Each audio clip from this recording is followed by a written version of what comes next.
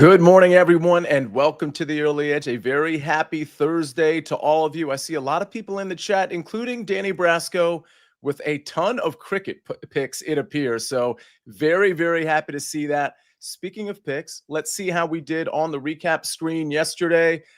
6-6. Don't forget, a lot of plus money plays in here. Trista offered a plus 182, plus 164. We pulled some picks from Sean Little from last week. My pick, my series pick, mine lost. Sean Little's won. That Thunder -1.5 at minus 140 did come in. Both SportsLine picks come in. Mackenzie hits hers. Mikey B predictably hits his. Prop Stars hits his. 6-6 with a few plus money plays in there.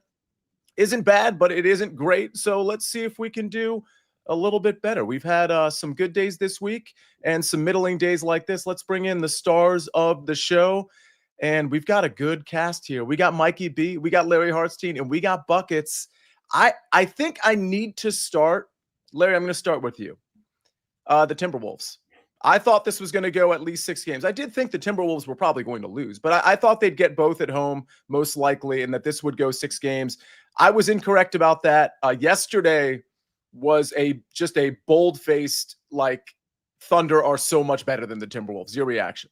Yeah, I mean, it was sad to see Anthony Edwards say that they're going to be more prepared next year. What about coming ready to play in Game 5? I was stupid. I thought they would be competitive in that Game 5 after the way they played in Games 3 and 4. But it was just like last year against Dallas. They lost by 21 on their home court to get eliminated in 5 games in the conference finals. They have a lot of players that are up in the air for next year, either unrestricted or player options. So not a given they'll be back. But yeah, OKC clearly the better team. Whether it was going to be 5 or 6, it looked like a fait accompli. Mikey B, any comments? I know we've got a lot of picks on tonight's game. Any comments in terms of how the Thunder dispatched the Minnesota Timberwolves? It was awesome. Anybody but Anthony Edwards on the Timberwolves who tried to dribble the ball couldn't dribble the ball. Between Alex Caruso and Kayson Wallace and Lou Dort, they had their hands. Anytime a Timberwolves big guy had the ball, he lost it. There was hands in there. Julius Randle is just too slow. He's trying to back guys down. He's trying to get into a spot, and you can't do that against the Thunder because their hands come in immediately and the ball gets knocked out. Great defensive job by the Thunder.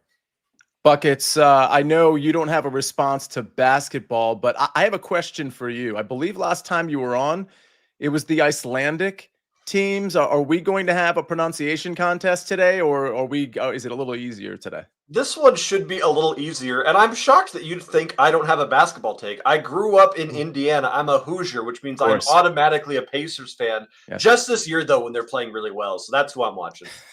Fair enough. You and the Sniper, big Pacers fans, as everybody knows. All right, well, Buckets, why don't we get started? You said that we don't have difficult to pronounce names. I'm hoping that's true. You've got the floor. Talk to us about soccer. I mean, everything is relative, right? So for me, Sia, it's not difficult, but I think you'll be fine here. We are going to the Norway Elite Serien with a matchup between SK Brann taking on Molde FK. And we're taking the classic same game parlay here of both teams to score and over 2.5 goals to get that juice down to -110. If you just take BTTS by itself or over 2.5 by itself, it's -175. And I'm not going to bring that on the show ever.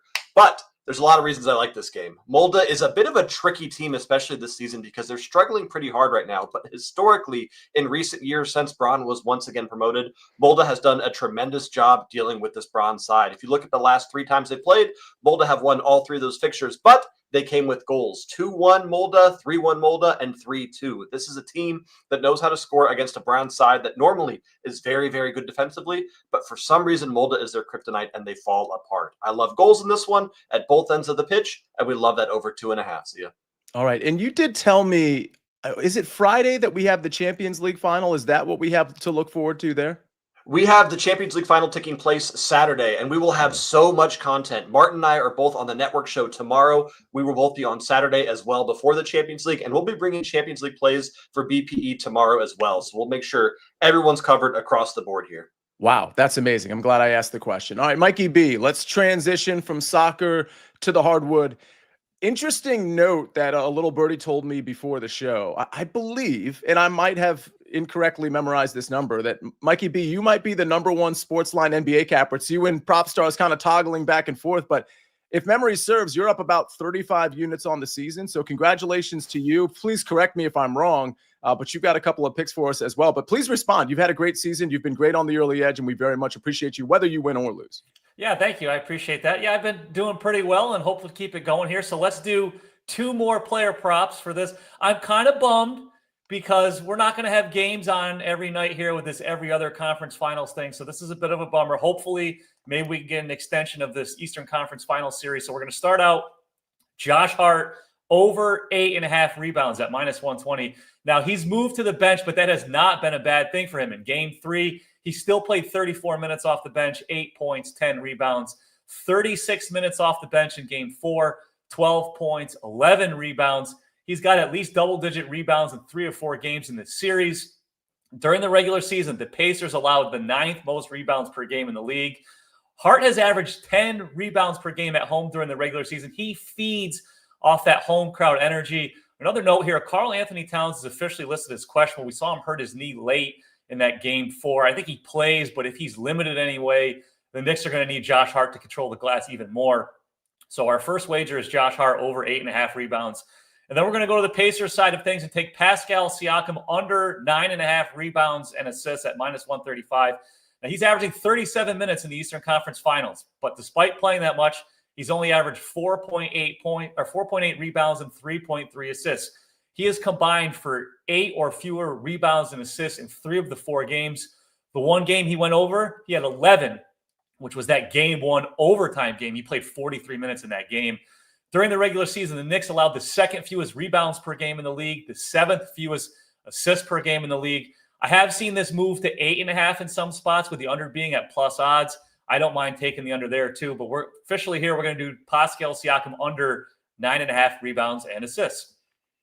Before we move on, I do want to ask you if you have any thoughts on the side here. And again, these are not official plays. You just gave out your official plays, but the line is for Larry. I'm going to ask you as well, because I know we don't have official plays on the side, but we do have more basketball plays to discuss. Mikey B, it's +4 with, of course, the Pacers, the visiting team, being +4. Is that too many points? I thought I saw +5 last night, so maybe there's some money coming in on the Pacers. Your thoughts on this one? Yeah, it's moving. It did start out at +5. It's +4 now. I would lean towards the Pacers just because I don't think the Knicks are capable of not playing in a super close game.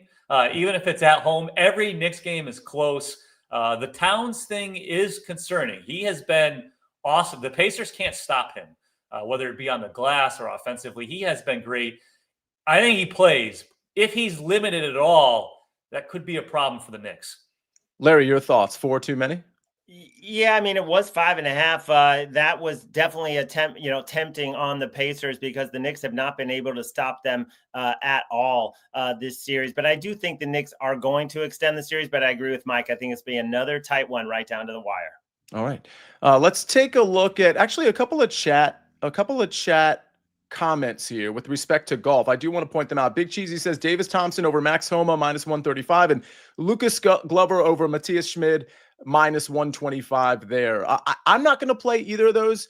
That's fine, Big Cheesy. I know you're super sharp. Good luck with those. Chris Kish says get in Hovland over Oberg at -105 before they tee off. I don't mind that one. That one, I actually like Hovland in a tournament matchup against Oberg. It wasn't an official play I gave out, but it was something I was definitely leaning toward. In a round one matchup, I don't mind that play at all, Chris. We'll get to more golf picks, including my golf pick, in a little bit. But let's get to some SportsLine picks first. We've got a couple here, one hockey pick and one basketball pick. And oh, by the way, we've got a pick coming from AMags as well that you're not going to see on this SportsLine picks. But Miles Turner over 19.5 points and rebounds at -111. That one is courtesy of Stephen O. And then we've got the Dallas Stars -128 against obviously the Edmonton Oilers. That one from Jeff Hockman. Ladies and gentlemen, one other thing I do want to mention, speaking of hockey, BetMGM account holders will receive an NHL playoff odds boost token. To use the odds boost token, add a wager made up entirely of NHL playoff wagers to your bet slip and activate the token. Score extra winnings if your wager that was made with the odds boost token wins. All right, ladies and gentlemen, let's get to a break before we get to plenty more picks that we have to give you. A quick message from our partners.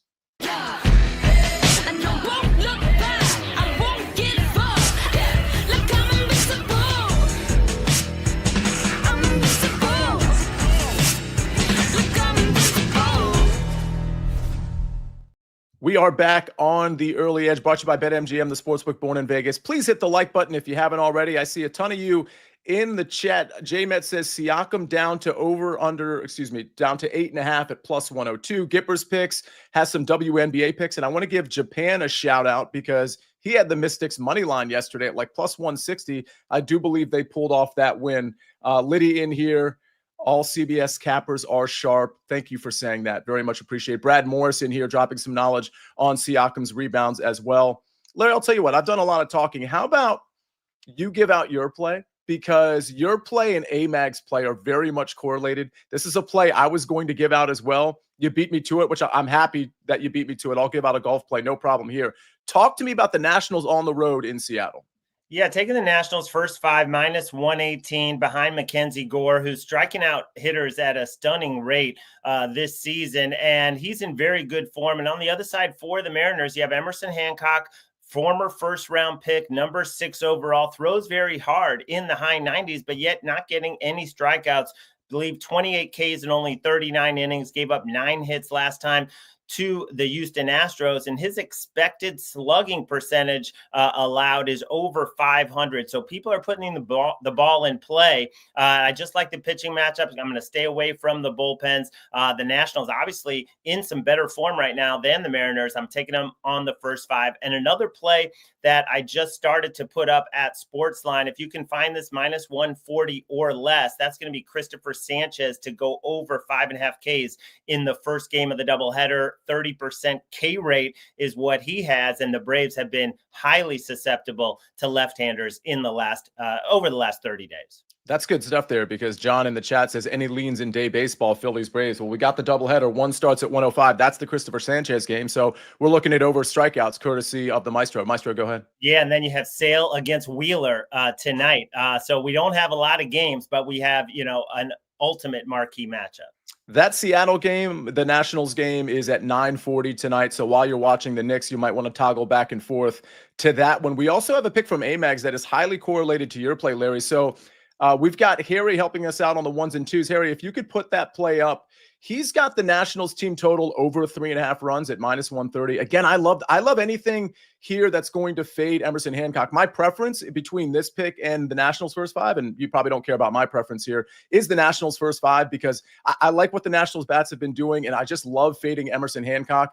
He's just allowed so many base runners, and I just think any given start he can get blown up, and this is just one of them, especially when you got Mackenzie go on the other side, who I do think will do well against the Mariners. So we got the Nationals team total over 3.5 runs here at minus 130. We've got the Nationals first 5. Probably a good time to give out my golf play, and then I'm going to circle back to buckets and to Mikey B to see if there's any questions in the chat that you all need to answer. Let's go with Nick Taylor over Jacob Bridgman. These are the last 2 guys to go out in round 1. They'll go out at 2 o'clock this afternoon. So Nick Taylor is one of those guys, if you listen to the Early Wedge live chat and if you listen to the DFS show, I kind of thought Nick Taylor might be sort of a sneaky play, not a ton of upside, but sort of a sneaky play to maybe make the cut and get you a 6 of 6. Again, top 50 in ties make this one a 72-person field. The thing I like about Nick Taylor in this matchup is that he's played this course twice. His incoming form isn't that good. It's not horrible, but it's not that good. Earlier in the year, he was kind of dialed in, specifically on approach.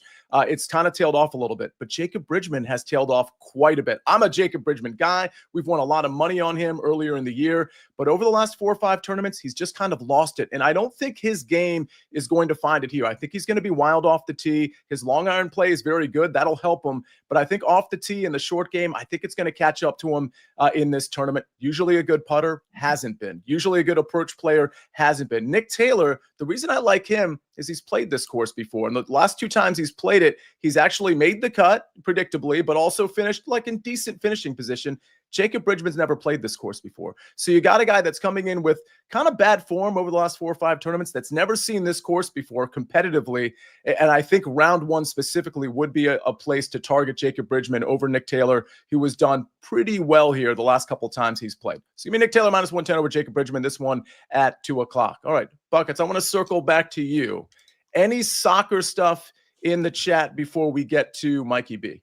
It is a pretty slow soccer day, but one thing I do want to point out, if you didn't need another reason to subscribe to the SportsLine site, we have 5 different experts that all wrote articles for this Champions League game, all giving different bets for this game. You've got me, you've got Guru, you've got Bruce Marshall, you've got Matt Severance, and you've got Brant Sutton. We are loading up as much content as we physically can, and all of those write-ups are going to include score predictions as well, so definitely check out the SportsLine site there.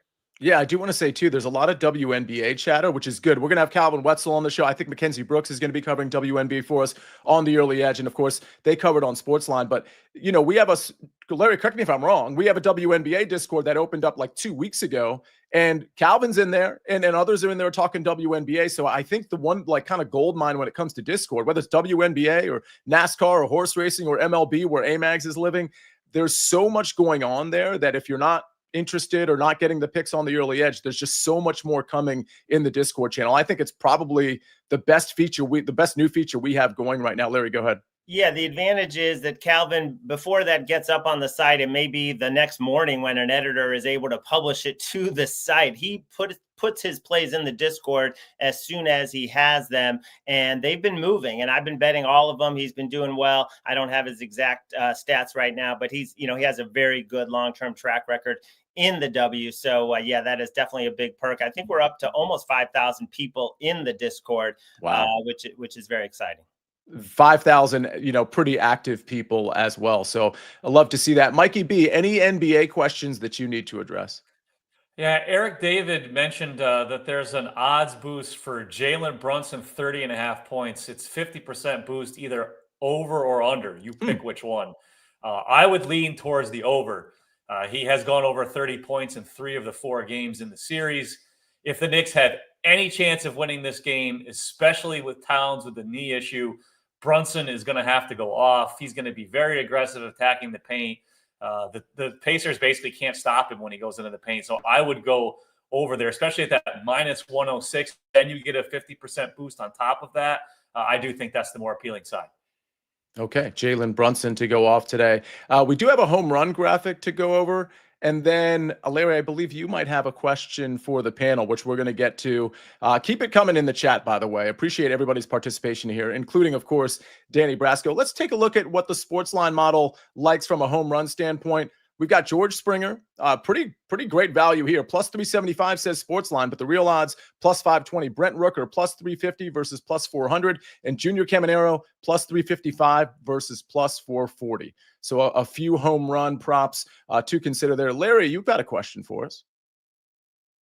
Ooh, but we can't hear you. No, I do have a question. I was just typing in the chat that somebody thought you might be wearing the same shirt, and I would bet huge money that you have never worn the same shirt 2 days in a row, unless it was a laundry situation where it was. No, so it's a good question. So go back yesterday. You'll notice that the tone of the blue I was wearing yesterday was a deeper blue. And just to mess everybody up, tomorrow on BPB Friday, I'm going to have another blue. It's going to be even deeper than yesterday's and today. So it's just going to be a blue Wednesday, Thursday, Friday. But go back and look. Yeah, I would never wear the same shirt in back-to-back days. Believe it or not, I've got about 4 or 5 different shades of basically this blue. So good question. I believe it 100%. And my question for the panel and for the chat is, will you be at Yankee Stadium on July 9th for the SportsLine meetup? Will Buckets get a ride or a flight to the Bronx? We'll see you take the train up. Mikey, it's probably not even too far for you to come down. So anyway, the link will be live soon. We will be sharing it.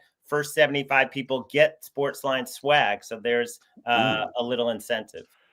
So I'm finding out in the DC area, like public transportation and trains and stuff. Like, I have taken the DC Metro into DC for the monumental sports stuff. But I'm finding out that the train to like Philly and New York is actually way easier than I anticipated and way faster than I anticipated. So thanks for bringing that up. Thanks for reminding me. I'm going to have to look and see if I can make it up there. But it's definitely, I would say it's at least a 50% chance, which is a lot higher than I would have said a couple of weeks ago. Buckets, how about you? I'm currently looking at the price from an Uber to Columbus, Ohio to New York City. Let me get some quotes here and I'll keep you posted. In all honesty, I'd love to make it. Mikey B, where are you, by the way? I'm about 2.5 hours away from Yankee Stadium, so I'm sure I'm probably the closest. I have 2 little kids, and I have no clue what next week looks like, let alone July 9th.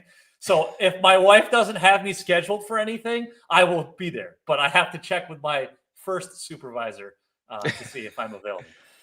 Chris Kish says the DC Metro is dodgy. It can be. I've got some stories, but listen. Anytime you put a lot of people in a small place, it's probably going to be dodgy. Have we covered all of the picks and plays, Larry? Was there anything in the chat that you felt like we needed to address? I think we're good. All right, we've got a lot of Big Cheesy. You're putting picks out in the chat. Jen M, I know she had a pick. She had a Mackenzie Gore ladder. And Jen M is very active in the SportsLine Discord as well. So we very much appreciate you being in here, but also over there as well. Liddy trying to promote getting us to over 100 likes. I don't know where we are on that. Go ahead, Buckets. It's going to cost me about $2,800 to Uber there. So, Sia, I'm going to be tailing your plays today as well as everyone's. Need us all to hit today to make this happen. Yeah, you might want to parlay them all together. Yeah. For like $25 and we're good. So we just have to go however much an O tomorrow. It's the get buckets to New York challenge. It has to be done by parlaying the experts' picks. That's the only way. That's the only way. All right, ladies and gentlemen, let's take a look at the recap screen before we get you all out of here. So I've got a round 1 2-ball. This is today. Nick Taylor -110 over Jacob Bridgman. By the way, I should probably mention that the 3 first-round leaders that I put out there, they were afternoon tee times, which is unusual. I'm not really up to speed on anybody that's going off right now in the tournament, but last I looked, there weren't like a tremendous amount of low scores. We got Ricky Fowler, Justin Rose, Austin Eckroat at the top. If you still want to take my first-round leaders, it's probably similar numbers. It's Siwoo Kim, Matt Fitzpatrick, and Sepp Straka. These are always sprinkle plays. But anyway, round 1 2-ball, Nick Taylor -110 over Jacob Bridgman. Then we've got a lot of Nationals picks. Nationals first 5 -118, courtesy of Larry. And AMags has Nationals team total over 3.5 runs at -130. Then we go to the NBA. Josh Hart over 8.5 rebounds, -120 from the red hot Mikey B. He also has Pascal Siakam under 9.5 rebounds and assists at -135. Then we go to SK Braun versus Molda FK. Thank you, Buckets. Both teams to score plus over 2.5 goals at -110. Couple of SportsLine picks. We've got, let's see, what do we got? We've got Miles Turner over 19.5 points and rebounds at -111. That one from Stephen O. And don't forget, Stephen O cashed yesterday's OKC -8.5 play as well. And then we go to hockey. Jeff Hockman likes the Stars -128, crawling back into the series, or at least he thinks they will, against the Oilers. Stars money line there. All right, ladies and gentlemen, what a show. A big thank you to Harry for helping us out on the 1s and 2s and 3s and 4s. We got BPE Friday tomorrow. Buckets is going to have a lot there. The whole crew is going to have a lot. You'll see Chip Patterson. Hopefully, we'll see all of you as well. On behalf of Mikey B, on behalf of Larry Hartstein, on behalf of Buckets, and of course, Harry on the 1s and 2s and 3s and 4s. My name is Sia Nejad. This is the Early Edge, and we, Buckets, say it with me. Rest our case. There we go. Let's go.